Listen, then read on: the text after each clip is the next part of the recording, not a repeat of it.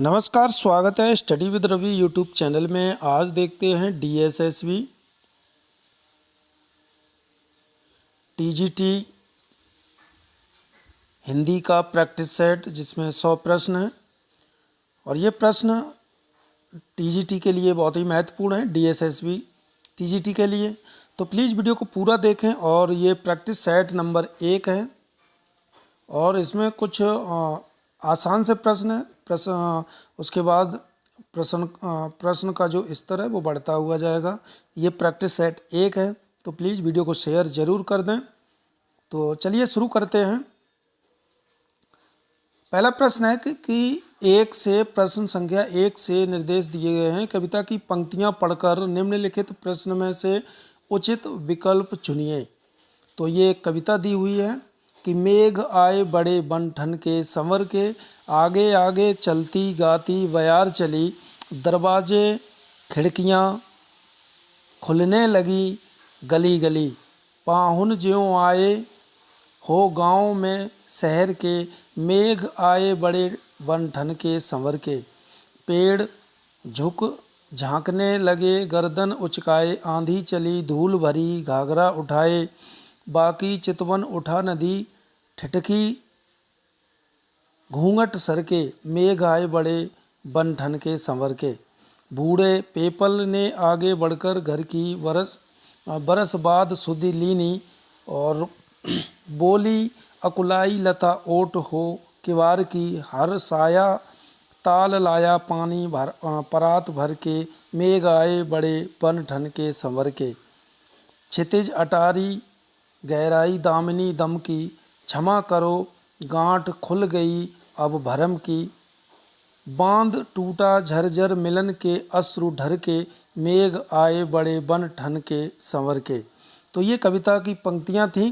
अब इसमें से प्रश्न दिए हुए हैं तो इनके उत्तर देने हैं। मेघ आए बड़े बन ठन के संवर के पंक्ति का भाव किसमें है? ऑप्शन नंबर 1 है बादल सज धज कर आए हैं, भूरे काले बादल आकाश में घिर आए हैं, या फिर बादलों ने सूरज को ढक लिया है, या फिर बादलों ने बिजली से श्रृंगार किया है।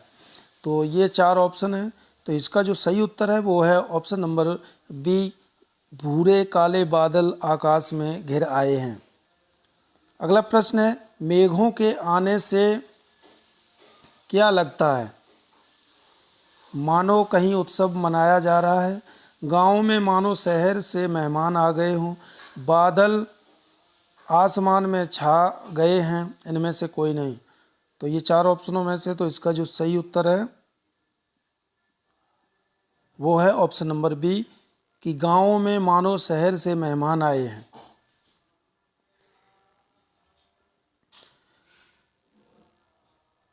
अगला प्रश्न है बरस बाद सुध लीनी, इस पंक्ति का भाव किसमें है? बरस बाद सुध लीनी, इस पंक्ति का भाव किसमें है? तो इसका जो सही उत्तर है वो है ऑप्शन नंबर सी, बादल एक बरस के बाद आए हैं। Option number C is right answer. अगला प्रश्न है पूरी कविता में कौन सा अलंकार है? मानवीकरण अलंकार, उत्प्रेक्षा अलंकार, रूपक या श्लेष अलंकार?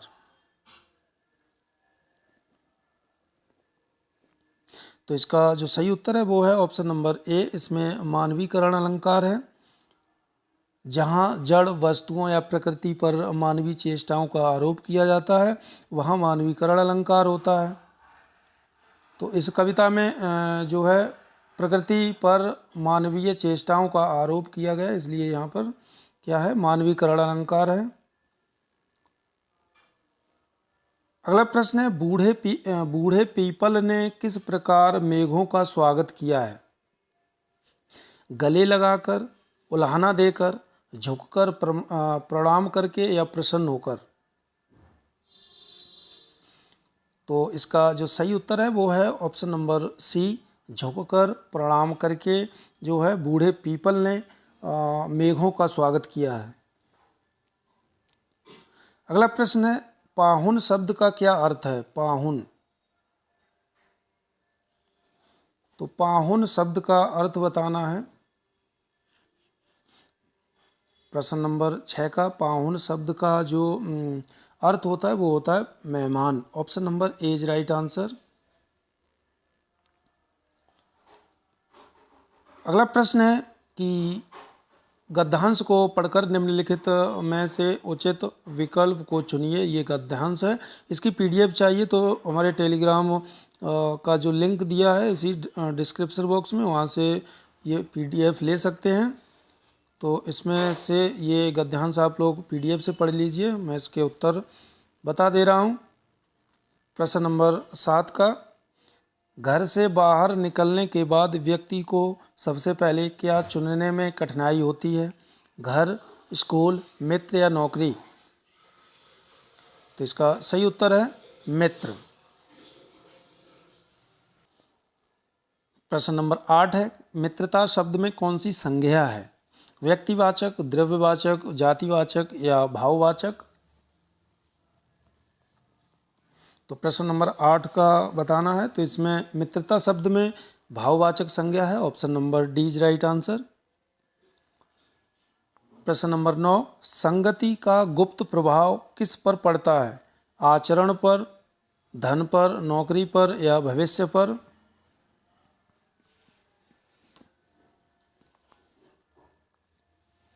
तो संगति का प्रभाव हमारे आचरण पर बड़ा भारी पड़ता है, तो इसलिए सही उत्तर है ऑप्शन नंबर ए आचरण। प्रश्न नंबर 10 निर्भर शब्द में कौन सी संधि है?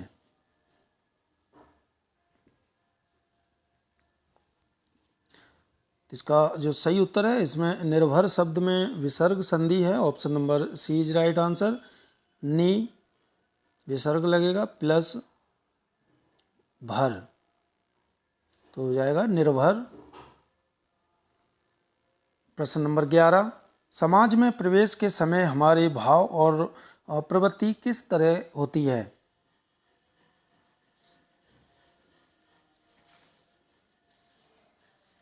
तो समाज में प्रवेश के समय हमारे भाव और प्रवृत्ति अपरिमार्जित होती और परिपक्व होती है। हम लोग कच्ची मिट्टी के मूर्ति के समान रहते हैं, जिसे जो जिस रूप का चाहे उस रूप का करे।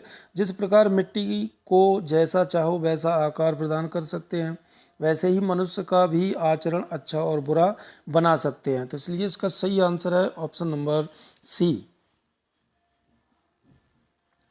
प्रश्न नंबर 12 है हेल मेल शब्द के बीच में कौन सा चिन्ह है?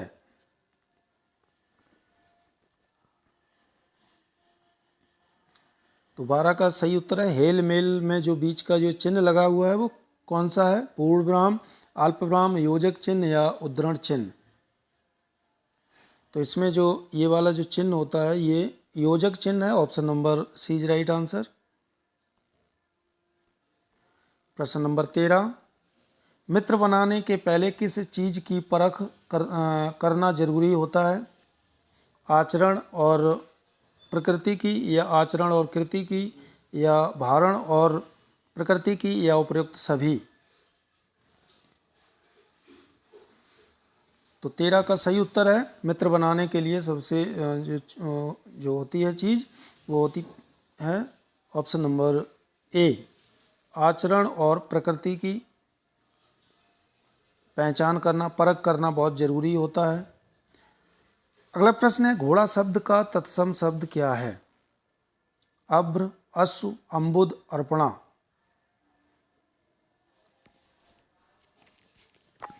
तो घोड़ा शब्द का जो तत्सम शब्द होगा वो होगा ऑप्शन नंबर बी अश्व।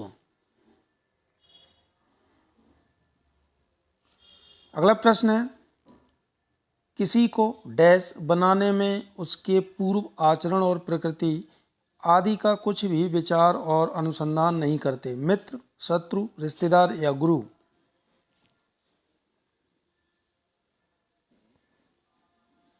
इसका सही उत्तर है ऑप्शन नंबर ए मित्र। किसी को मित्र बनाने में उसके पूर्व आचरण और प्रकृति आदि का कुछ भी विचार और अनुसंधान नहीं करते। प्रश्न नंबर 16 विसलदेव रासों में प्रधान रस कौन सा है? वीर, शांत, विभत्स या श्रृंगार।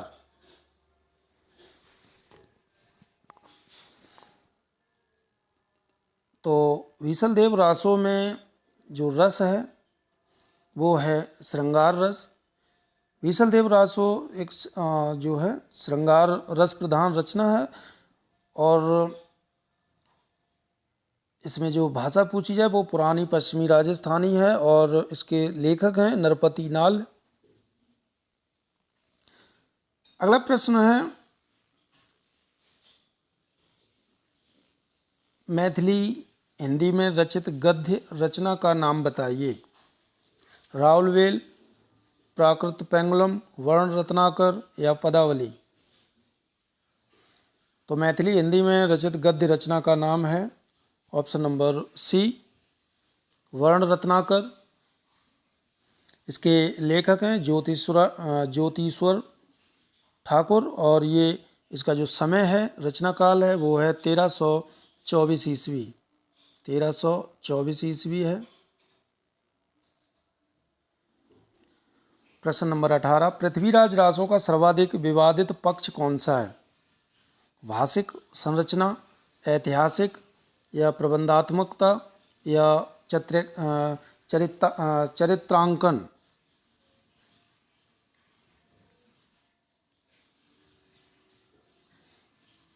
तो इसका जो सही उत्तर है 18 का, पृथ्वीराज रासो का सर्वाधिक विवादित जो पक्ष है वो है ऑप्शन नंबर बी, ऐतिहासिकता। ये अगला प्रश्न है, द्विजदेव का वास्तविक नाम क्या था? द्विजदेव का जो समय था वो था 1830 से 1871। ये रीतिकालीन स्वच्छंद मुक्तक काव्य परंपरा के अंतिम कवि हैं। इनका वास्तविक नाम था Raja Mansingh. Option number B is right answer. और ये जाति के ब्राह्मण थे द्विजदेव।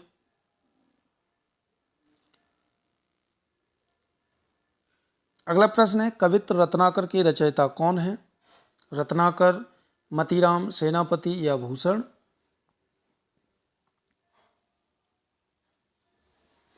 तो कवित्र रत्नाकर के रचनाकार हैं ऑप्शन नंबर सी, सेनापति। रीतिकालीन कवि सेनापति द्वारा लिखा गया यह प्रसिद्ध ग्रंथ है। अगला प्रश्न है, रामचंद्रिका के रचयिता कौन है? चिंतामणि, केशवदास, भिखारीदास या जोधराज।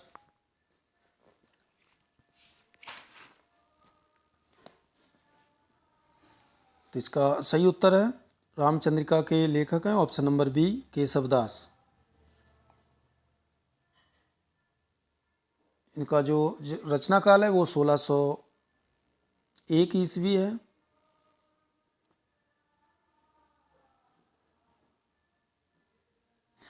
अगला प्रश्न है, रामचंद्रिका को छंदों का अजायब घर कहने वाले समीक्षक कौन हैं?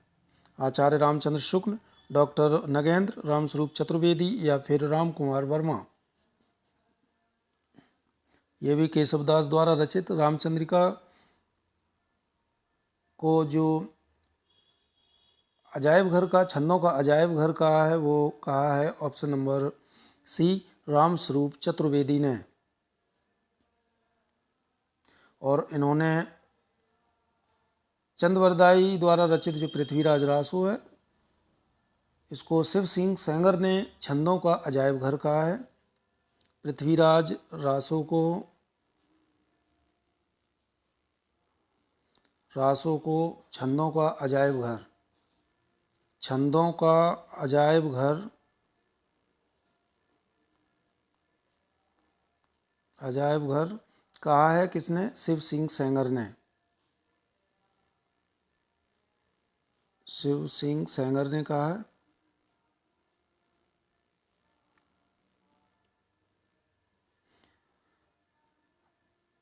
अगला प्रश्न है, गडरिया और दार्शनिक शास्त्र किस रचनाकार का अनुवादित ग्रंथ है? Hermit, shepherd and philosopher, desert village या ट्रेवलर? इसका सही उत्तर है option number B, shepherd and philosopher. ये जो है अनुवादित ग्रंथ है इसका। अगला प्रश्न है, निज भाषा उन्नत है सब उन्नत को मूल कथन किसका है? भारतेंदु हरिश्चंद्र का, स्वामी विवेकानंद का, महात्मा गांधी का या रविंद्रनाथ टैगोर का?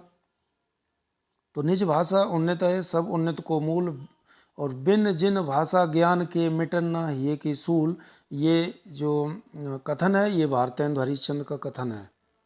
Option number A is right answer. अगला प्रश्न है, काव्य मंजूषा के रचयिता कौन है? श्रीधर पाठक, भारतेंदु हरिश्चंद्र या गोपाल चंद्र गिरधरदास या फिर महावीर प्रसाद द्विवेदी?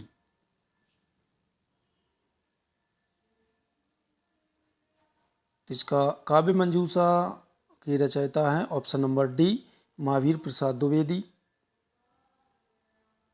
महावीर प्रसाद द्विवेदी हिंदी के पहले कवि थे जिन्होंने केवल अपनी जातीय परंपरा का गहन अध्ययन ही नहीं किया था बल्कि उसे आलोचकीय दृष्टि से भी देखा था। अगला प्रश्न है, उमर खयाम की रुबाइयाँ की कृति है? श्रीधर पाठक, महावीर प्रसाद द्विवेदी, हरिवंश राय बच्चन या फिर जयशंकर प्रसाद?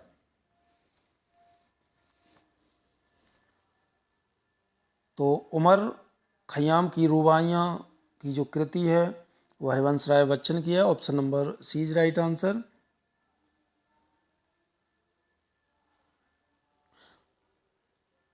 अगला प्रश्न है, बिखरे मोती किसका प्रथम कहानी संग्रह है? सुभद्रा कुमारी चौहान के या श्रीधर पाठक की या जयशंकर प्रसाद की या फिर महादेवी वर्मा की?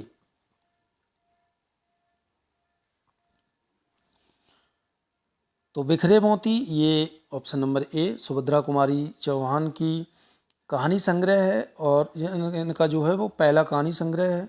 यह कहानी संग्रह 1932 ईस्वी में छपा था। अगला प्रश्न है, वाक्य का अशुद्ध भाग का विकल्प चुनकर सही उत्तर दें। गांधी जी के निधन से देश में दुख छा गया।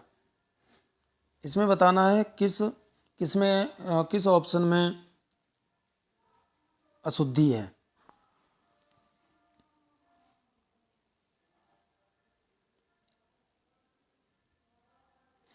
तो इसका जो सही उत्तर है वो है ऑप्शन नंबर सी में, देश में लिखा है देश में दुख नहीं होगा, देश में दुख के स्थान पर देश के लोगों में दुख होगा। अगला प्रश्न है, रूढ़ शब्द किसे कहते हैं? जिन शब्दों के सार्थक खंड ना हो या जिनके अनेक अर्थ प्रचलित हों या फिर जिनका एक ही अर्थ हो या जो संस्कृत से आए हों। तो रूढ़ शब्द बताना है किसे कहते हैं। तो इसका सही उत्तर है रूढ़ शब्द कहते हैं जिन शब्दों के सार्थक खंड ना हो। Option number A is right answer.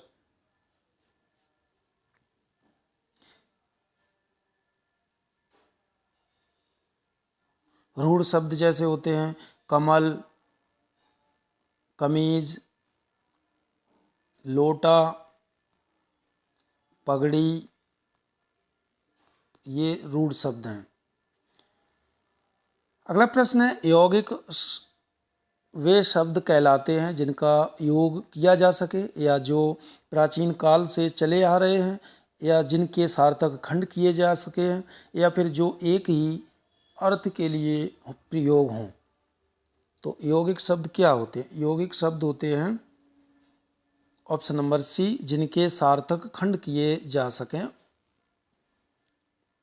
अगला प्रश्न है, वर्णमाला किसे कहते हैं? तो इसका जो सही उत्तर है वर्णों के व्यवस्थित समूह को वर्णमाला कहते हैं। अगला प्रश्न है, खा गा फा ध्वनियाँ किस भाषा की हैं?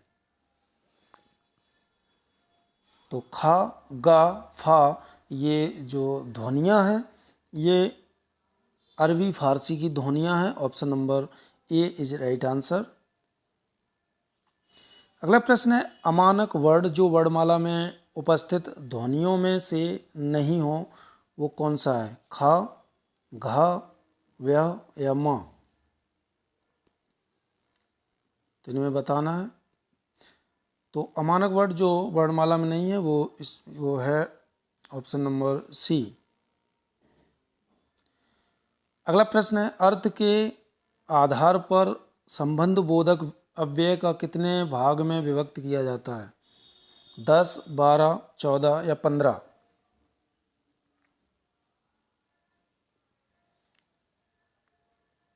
तो इसका सही उत्तर है 10 भागों में। अर्थ के आधार पर संबंध बोधक अव्यय जो है वो 10 भागों में विभक्त किया जा सकता है।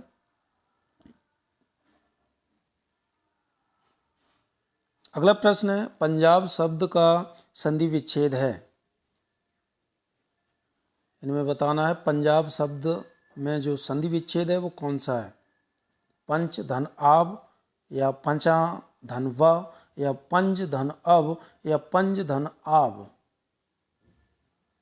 तो 35 का सही उत्तर है पंजाब का संधि विच्छेद होगा पंच धन आब। Option number A is right answer.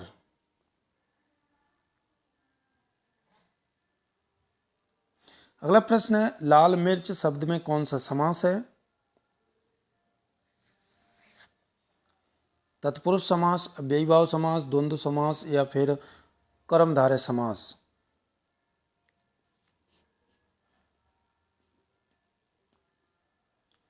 तो 36 का सही उत्तर है लाल मिर्च में जो समास है वो है कर्मधारय समास।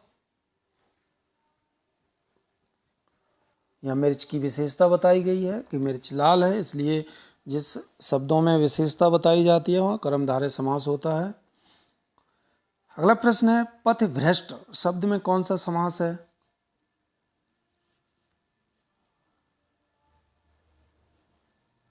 तो इसका सही उत्तर है पथभ्रष्ट शब्द में जो समास है वो है ऑप्शन नंबर ए तत्पुरुष समास।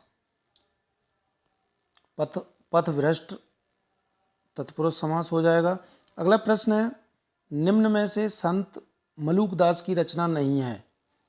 रतन खान, अंगबधू, भक्ति विवेक, ज्ञानबोध?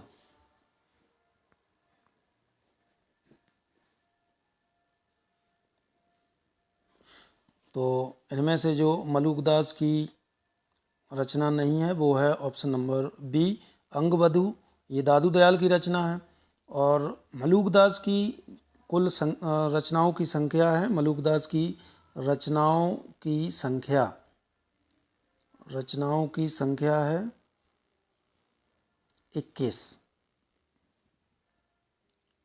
उनकी महत्वपूर्ण रचनाएं हैं अलखवाणी, गुरु प्रताप, ज्ञानबोध, पुरुष विलास, भगत वच्छावली, भगत बिरुदावली, रतन खान, रामावतार लीला, साखी, सुख सागर, भक्ति विवेक।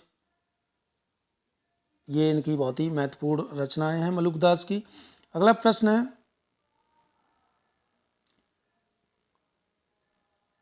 वारकरी संप्रदाय के संस्थापक किसे माना जाता है?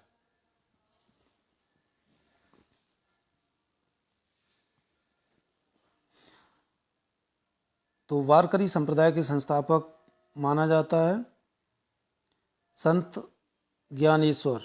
Option number A is right answer. इन्हें ज्ञानदेव भी कहते हैं।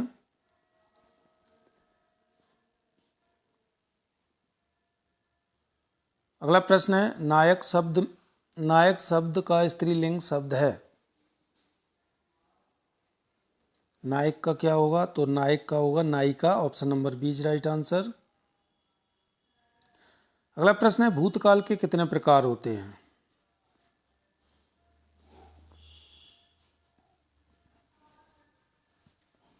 3, 4, 5 या 6? तो भूतकाल के जो प्रकार होते हैं वो होते हैं 6। Option number D is right answer. इनमें होते हैं सामान्य भूतकाल, आसन्न भूतकाल, पूर्ण भूतकाल, चौथा होता है अपूर्ण भूतकाल, पांचवा होता है संदिग्ध भूतकाल और छठा होता है हेतु मद भूतकाल। अगला प्रश्न है काल के कितने भेद होते हैं?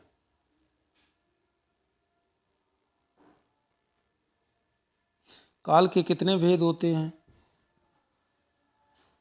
2, 3, 4 या 5? तो काल के 3 भेद होते हैं, भूतकाल, वर्तमान काल, भूतकाल, भविष्यत काल।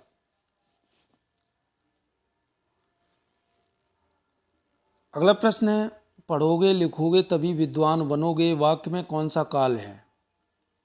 पढ़ोगे लिखोगे तभी विद्वान बनोगे, वाक्य में कौन सा काल है? सामान्य भविष्यकाल या संभाव्य भविष्यकाल या हेतु मद भविष्य काल या फिर तत्कालिक भविष्यकाल? तो 43 का जो सही उत्तर है वो है ऑप्शन नंबर सी, हेतु मद भविष्यत काल है। अगला प्रश्न है मैं पढ़ता हूँ, वाक्य निम्न में से क्या है? मैं पढ़ता हूँ। सामान्य वर्तमान काल, अपूर्ण वर्तमान काल, पूर्ण वर्तमान काल या संदिग्ध वर्तमान काल? मैं पढ़ता हूँ। इसका सही उत्तर है सामान्य वर्तमान काल है, option number A is right answer. अगला प्रश्न है निम्नलिखित वाक्यों में से कौन सही है? ये वाक्य बताना है कौन सा वाक्य सही है। मेरे को दिल्ली जाने का है, मुझे दिल्ली जाना है, मेरे को दिल्ली जाना है या मन ने दिल्ली जाना है? तो इसमें सही वाक्य बताना है कि इसमें कौन सा वाक्य शुद्ध है।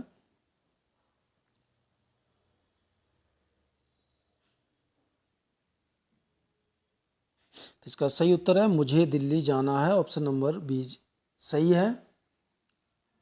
अगला प्रश्न है यदि वह आता तो मैं जाता, निम्न में से क्या है ये? यदि वह आता तो मैं जाता, निम्न में से क्या है? हेतु मद भूतकाल, समयकालीन भूतकाल, संदिग्ध भूतकाल या अपूर्ण भूतकाल? तो इसका जो सही उत्तर है वो है ऑप्शन नंबर ए, हेतु भूतकाल। अगला प्रश्न है साधु का स्त्रीलिंग शब्द क्या है?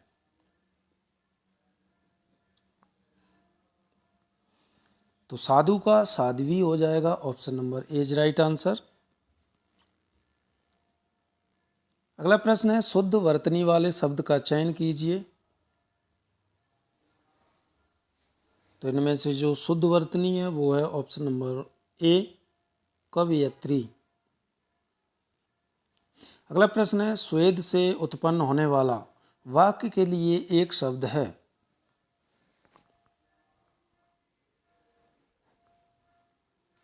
स्वेद मीन्स होता है पसीना, तो इसका सही उत्तर हो जाएगा स्वेदज।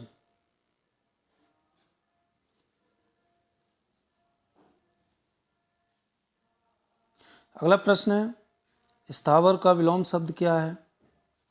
तो स्थावर का विलोम हो जाएगा जंगम। अगला प्रश्न है निम्नलिखित में अतिथि का पर्यायवाची कौन सा नहीं है? मेहमान, जीवनोदक, आगुंतक, अभ्यागत? तो इसमें से बताना है अतिथि का पर्यायवाची शब्द इनमें से कौन सा नहीं है।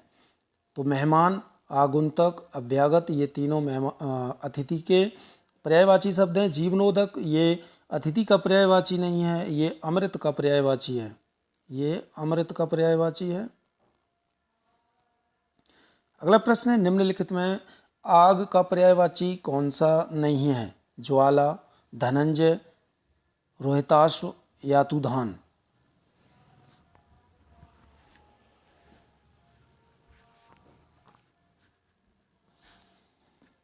तो इसका जो सही उत्तर है वो है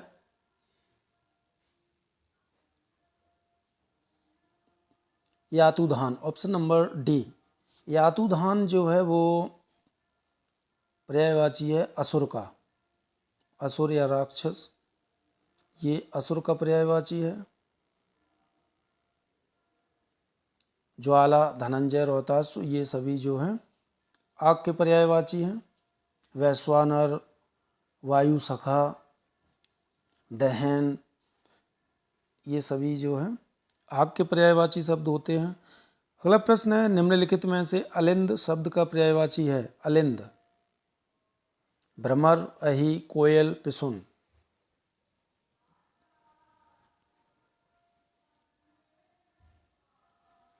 तो अलिंद जो है वो भ्रमर का पर्यायवाची शब्द है। अहि ये सांप को कहते हैं। अहि के जो पर्यायवाची होते हैं वो सांप, सर्प, नाग, फणी, फणधर। और कोयल के पर्यायवाची होते हैं कोकिला, पिक, काकपाली, वसंत दूत, सारिका, कुहुकिनी, वनप्रिया। पिसुन का होता है काक, करठ, कौवा, आग, वायस। ये जो है पिसुन मतलब होता है कौवा, ये कौवा का पर्यायवाची शब्द है। अगला प्रश्न है, निम्नलिखित में धनंजय शब्द का पर्यायवाची है।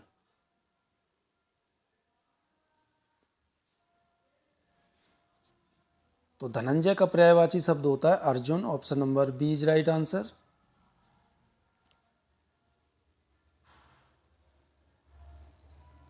अगला प्रश्न है, निम्न शब्द युग्मों में गलत अर्थ वाले विकल्प का चयन कीजिए।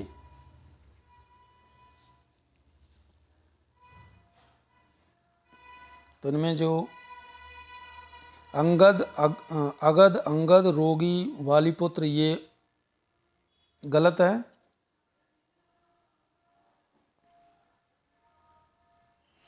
अगला प्रश्न है, 56 से 57 दिए गए मुहावरे का सही अर्थ विकल्पों में चुनिए। आंचल पसारना, आंचल पसारना मुहावरे का अर्थ क्या है? तो इसका सही उत्तर है याचना करना। Option number C is right answer. अगला प्रश्न है, गागर में सागर भरना, इस मुहावरे का क्या अर्थ है? तो गागर में सागर भरना, इसका जो सही उत्तर है वो है थोड़े में बहुत कुछ कह देना। ऑप्शन नंबर ए। अगला प्रश्न है, वर्तनी के अनुसार शुद्ध शब्द का चयन कीजिए।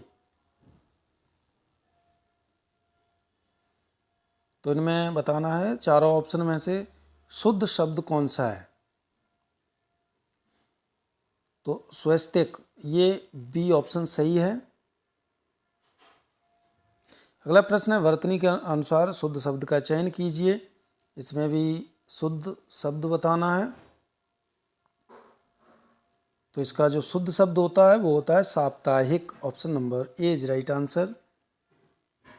अगला प्रश्न है, उर्दू, तलाश, बेगम किस भाषा के शब्द हैं?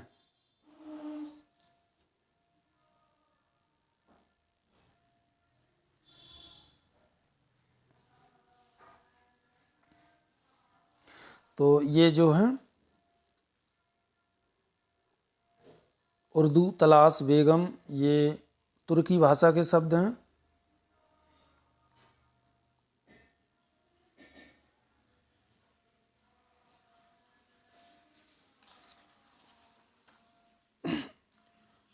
अगला प्रश्न है,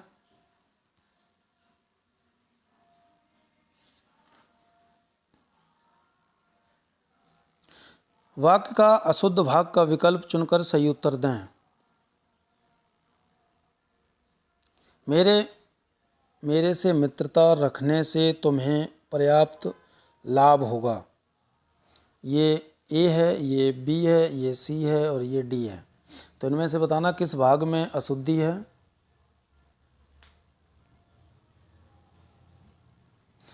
तो मेरे से, इसमें ए में गलती है। ऑप्शन नंबर ए, मेरे से मित्रता, इसके स्थान पर होगा मुझसे मित्रता।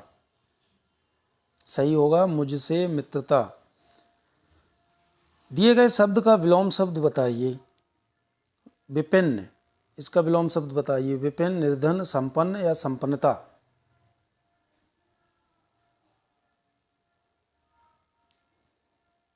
तो इसका सही उत्तर है ऑप्शन नंबर सी, संपन्न।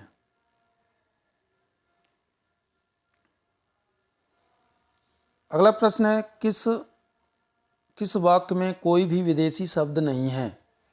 राम साइकिल से स्कूल गया। राम के पास पेन पेंसिल सब थे। अध्यापक ने संस्कृत पढ़ाया। राम बड़ा होकर ऑफिसर बनना चाहता है। तो इनमें बताना है किस कोई भी विदेशी शब्द नहीं है। किस वाक्य में कोई भी विदेशी शब्द नहीं है? तो राम साइकिल से स्कूल गए, साइकिल भी विदेशी शब्द है। राम के पास पेन पेंसिल, ये भी विदेशी शब्द है, अंग्रेजी भाषा के शब्द हैं। राम बड़ा होकर ऑफिसर बनेगा, ये भी इंग्लिश भाषा का शब्द है। तो ये अध्यापक ने संस्कृत पढ़ाया, इसमें विदेशी भाषा का प्रयोग नहीं हुआ। अगला प्रश्न है, शुद्ध वाक्य है?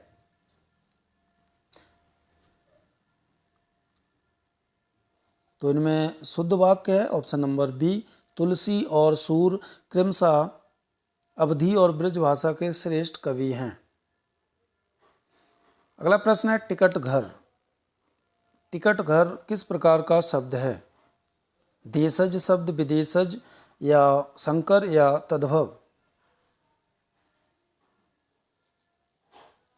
टिकट घर, टिकट हो गया ये अंग्रेजी भाषा का शब्द, घर हो गया देसी भाषा का शब्द। तो इसका सही उत्तर है संकर शब्द है ये।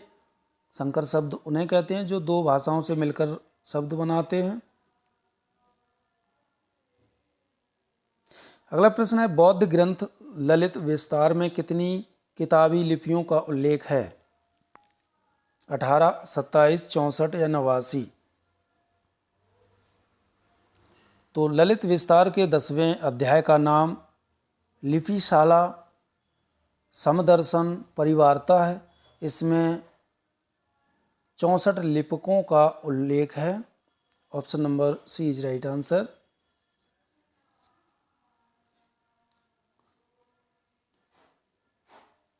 अगला प्रश्न है, पुस्तकालय में कौन सी संधि है? तो पुस्तकालय में पुस्तक धन आलय, इसमें दीर्घ संधि है। Option number D is right answer. अगला प्रश्न है, ज्ञानोपदेश में कौन सी संधि है?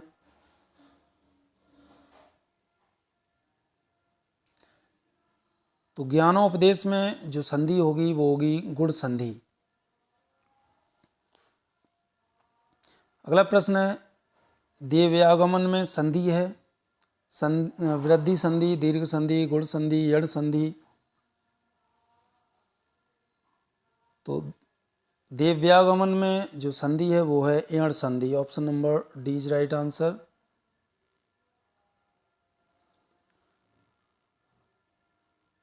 अगला प्रश्न है, हिंदी व्याकरण के शब्द शक्ति के कितने भेद होते हैं? 1, 2, 3 या 4? तो हिंदी व्याकरण के शब्द शक्ति के 3 भेद होते हैं, अभिधा शक्ति, लक्षणा शक्ति, व्यंजना शक्ति। तो इसका सही उत्तर है 3, ऑप्शन नंबर सी। अगला प्रश्न है, समर शेष है चलो ज्योतियों के बरसाते तीर, खंड खंड हो गिरे विषमता की काली जंजीर। समर शेष है अभी मनुज भक्षी हुंकार रहे हैं, गांधी का भी रुधिर जवार पर फुंकार रहे हैं। समर शेष है अहंकार इनका हरना बाकी है, वृक्ष को दंतहीन अहि को निर्विष करना बाकी है। प्रस्तुत पंक्तियाँ किस लेखक द्वारा रचित हैं? बहुत ही महत्वपूर्ण पंक्तियाँ हैं ये। सूरदास द्वारा, भारतेंदु द्वारा, दिनकर द्वारा या सुमित्रानंदन पंत द्वारा?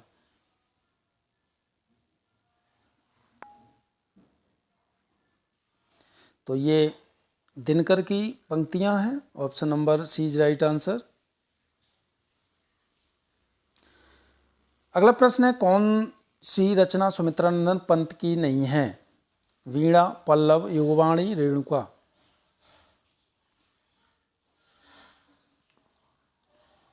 तो वीणा, पल्लव, युगवाणी ये सभी सुमित्रानंदन पंत की रचनाएं हैं। रेणुका ये रामधारी सिंह दिनकर की रचनाएं हैं। अगला प्रश्न है, नाट्य शास्त्र के रचयिता कौन थे?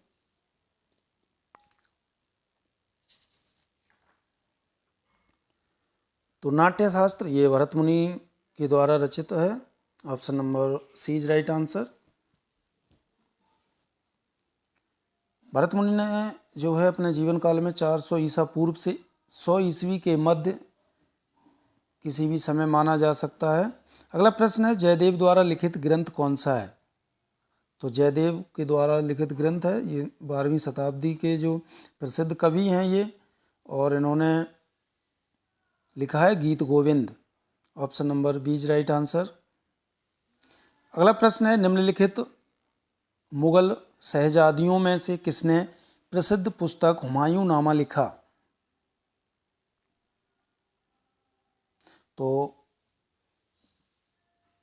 हुमायूं नामा जो है ये हुमायूं की जीवनी है। हुमायूं नामा और उनकी बहन गुलबदन बेगम ने लिखी है। Option number D is right answer. अगला प्रश्न है, रघुवंशम महाकाव्य की रचनाकार कौन है?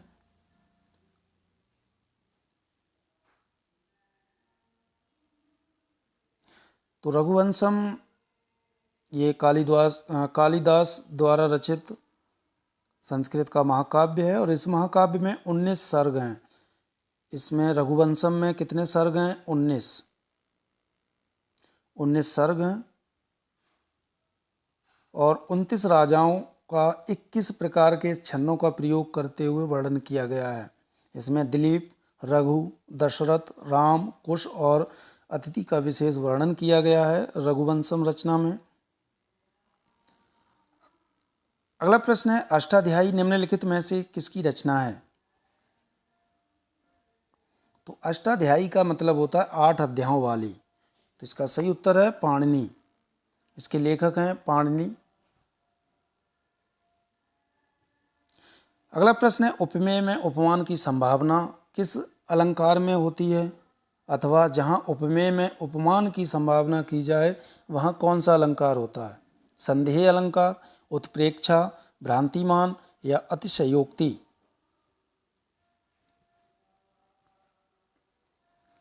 इसका सही उत्तर है उत्प्रेक्षा अलंकार होता है वहाँ। उत्प्रेक्षा अलंकार में जहाँ जिस वाक्य में, जिस पंक्ति में जनु, मनु एव मानो, मनो, मनहु आदि शब्द आए तो वहाँ पर उत्प्रेक्षा अलंकार होता है।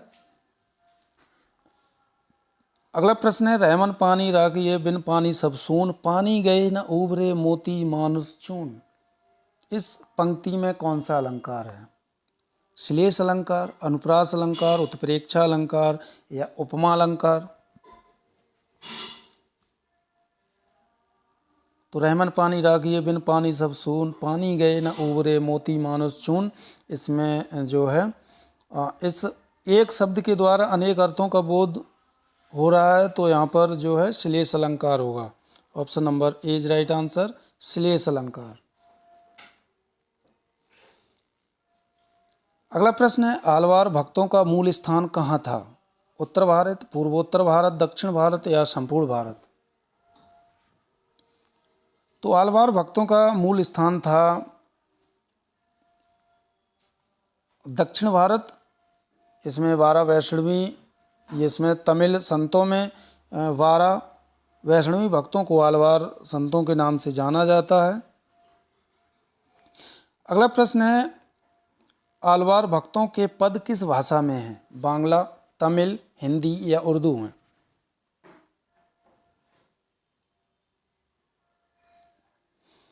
तो इसका सही उत्तर है तमिल भाषा में ही इनके पद मिलते हैं आलवार भक्तों के। अगला प्रश्न है, आचार्य रामचंद्र शुक्ल ने आदिकाल का क्या नामकरण किया है? आदिकाल, सिद्ध सामंत काल, वीर काल या वीर गाथा काल?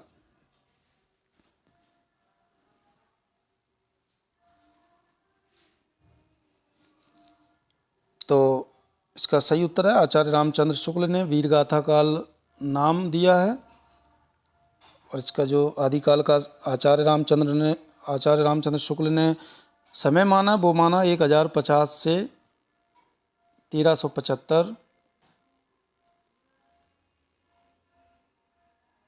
विक्रमी माना है। अगला प्रश्न है, किस भाषा को कवियों ने देसी भाषा अथवा गामेल्य भाषा या ग्रामीण भाषा कहा है?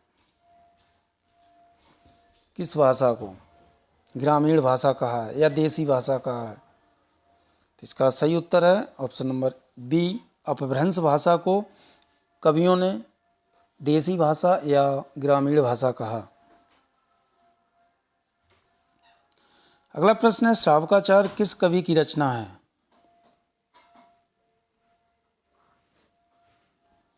तो श्रावकाचार रचना के लेखक हैं देवसेन, ऑप्शन नंबर ए, और इस रचना का जो समय है वो है 933 ईस्वी। श्रावकाचार रचना में 250 दोहे हैं।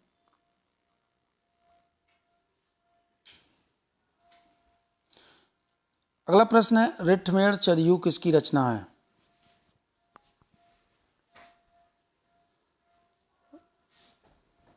तो इसका सही उत्तर है ऑप्शन नंबर बी, ये स्वयंभू की रचना है। गुलेरी किसे कहा जाता है? तो गुलेरी चंद्रधर शर्मा गुलेरी को कहा जाता है, option number B is right answer.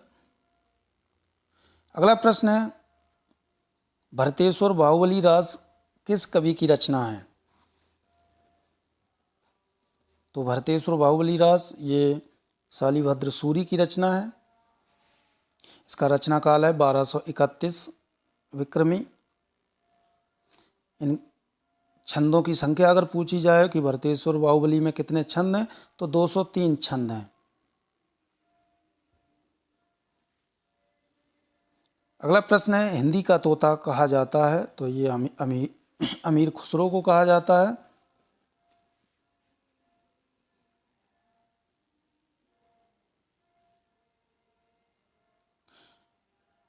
Sorry, एक प्रश्न इसमें रह गया था, समस्त व्याकरण वाग्य का अनुशीलन कर शब्दानुशासन एवं अन्य व्याकरण ग्रंथों की रचना करने वाले कौन थे?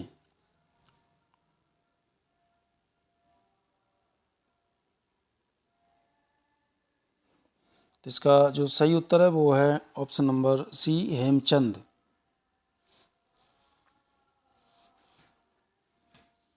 अगला प्रश्न है, तोता हिंदी का तोता किसे कहा जाता है? तो अमीर खुसरो को कहा जाता है। अमीर खुसरो का जन्म समय था 1253 ईस्वी से 1325 ईस्वी। ये दिल्ली के निकट रहने वाले थे और ये निजामुद्दीन औलिया के शिष्य थे। अगला प्रश्न है, जैन साहित्य के सर्वश्रेष्ठ रहस्यवादी एवं अपभ्रंश भाषा कवि हैं? प्रश्न नंबर 90, जैन साहित्य के सर्वश्रेष्ठ रहस्यवादी एवं अपभ्रंश भाषा कवि हैं? जोयेंदु, स्वयंभू, मसूद या मुनि राम सिंह? तो इसका सही उत्तर है ऑप्शन नंबर डी, मुनि राम सिंह। ये जैन साहित्य के सर्वश्रेष्ठ रहस्यवादी कवि हैं। इसके साथ ही मुनिराम सिंह अपभ्रंश भाषा के कवि हैं। इनका आविर्भाव काल जो था वो 1057 था। अगला प्रश्न है, राजा लक्ष्मण सिंह का खड़ी बोली के स्वरूप संबंधी मत क्या था?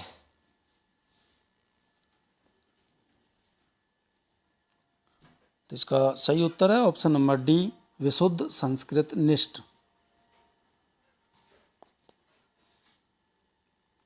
अगला प्रश्न है, 19वीं सदी के आरंभ में 4 ऐसे लेखक आविर्भूत हुए जिन्होंने हिंदी गद्य की आधारशिला रखी। इनमें से किसकी गद्य शैली प्रवृत्ति गद्य लेखकों द्वारा अपनाई गई? प्रश्न नंबर 92। तो इसका सही उत्तर है Sadal Mishra, option number B is right answer. Sadal Mishra की गद्य शैली प्रवृत्ति गद्य लेखकों द्वारा अपनाई गई। इनका जन्म हुआ था 1767 ईस्वी में और इनकी मृत्यु हो गई थी 1700 इनका जो जन्म हुआ था 1767 ईस्वी में हुआ था और मृत्यु हुई थी इनकी 1847 में। 1847 में इनकी मृत्यु हुई थी। ये हिंदी के पहले गद्यकार थे जिनकी गद्य शैली ही आगे चलकर हिंदी में स्वीकृत हुई। अगला प्रश्न है, हिंदी उर्दू विवाद को किस राजनेता ने सांप्रदायिक रंग देते हुए उर्दू को मुसलमानों की निशानी बताया? इम्पोर्टेंट प्रश्न है ये सभी DSSB TGT के लिए कि हिंदी उर्दू विवाद को किस राजनेता ने सांप्रदायिकता रंग देते हुए उर्दू को मुसलमानों की निशानी बताया? तो ये बताया है option number C, Syed Ahmad Khan ने।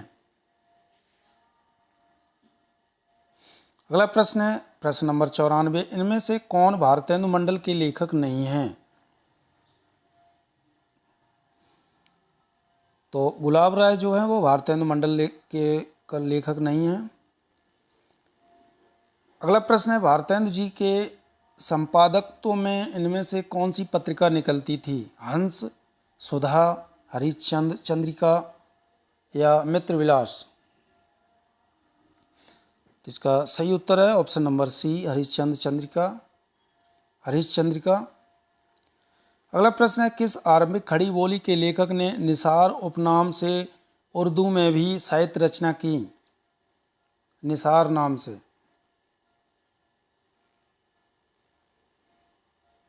तो आरंभिक खड़ी बोली के लेखक हैं और उन्होंने निसार उपनाम से उर्दू में भी रचनाएं की हैं, तो वो की हैं मुंशी सदा सुखलाल ने। Option number A is right answer. Munshi सदा सुखलाल का जो समय था वो 1746 से 1824 के बीच रहा। अगला प्रश्न है, संत रज्जब का पूरा नाम है? तो संत रज्जब का जो पूरा नाम है वो था Rajjab Ali Khan. Option number B is right answer. ये दादू दयाल के शिष्यों में से एक हैं। अगला प्रश्न है, कबीर किसके समकालीन थे?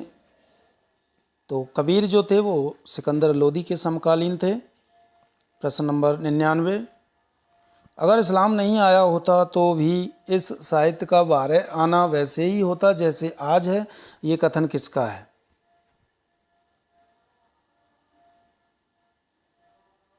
अगर इस्लाम नहीं आया होता तो भी इस साहित्य का बाहर आना वैसे ही होता जैसे आज है, ये कथन है आचार्य हजारी प्रसाद द्विवेदी का। और आज का प्रैक्टिस सेट 1 का लास्ट प्रश्न, आलवार संतों में सबसे प्रसिद्ध महिला संत कौन थी? तो इसका सही उत्तर है ऑप्शन नंबर ए, आंडाल। तो ये था practice set number 1 DSSB Hindi TGT का। और प्रश्न अच्छे लगे हो तो प्लीज़ वीडियो को लाइक करें, शेयर करें, चैनल को सब्सक्राइब जरूर करें। धन्यवाद।